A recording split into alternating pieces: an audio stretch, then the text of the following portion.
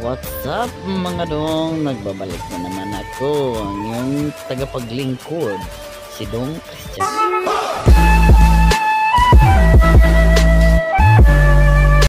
At bago sa lahat mga dong, gusto ko lang bumati sa inyo ng maligayang bagong taon sa inyong lahat.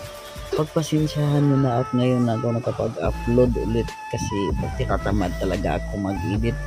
At ito na nga, i-continue natin yung ating adventure galing sa Leyte at ngayon nandito na naman tayo sa Ormoc.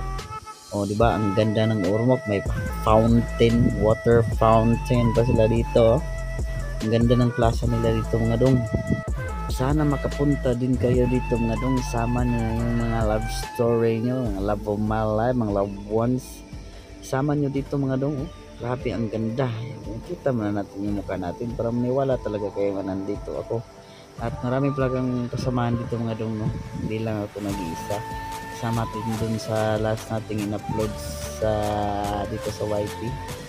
Ayan. So nakikita nyo dyan mga dong. Grabe ang ganda talaga paggabi dito mga dong. May mga iba't ibang mga lights at saka yung mga Christmas tree. Sayang talaga mga dong, hindi ko na-upload before nag-Christmas kasi tinamad talaga akong mag-edit mga dong at saka busy talaga yung schedule ko dahil trabaho, pero ganon pa man. Ayan, na-upload ko na. Sana masaksihan nyo ang kagandahan ng Ormoc City dun sa plaza nila. Ayan o, hindi lang ako nag-isa at marami pa kami dito mga dong. Sana makapunta kayo dito, no? Kapasyal kayo dito. Ayan o, ang laki ng Christmas tree nila, pero hindi ko alam kung ano. Pero nung unang punta ko dito, ayan mga boss, so uwi na kami. marami talagang lights. Goodbye Ormoc. Plaza nila gabi.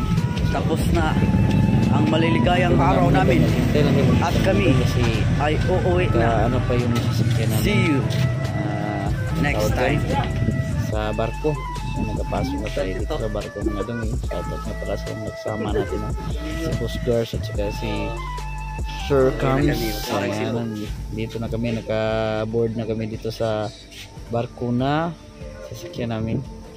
At ito na nga mga dong, balik na kami ng Cebu, kaya gagi yan ang sabi ko, galing kami sa Leyte, kaya ito na, nandito na tayo sa Cebu. Maraming salamat mga dong.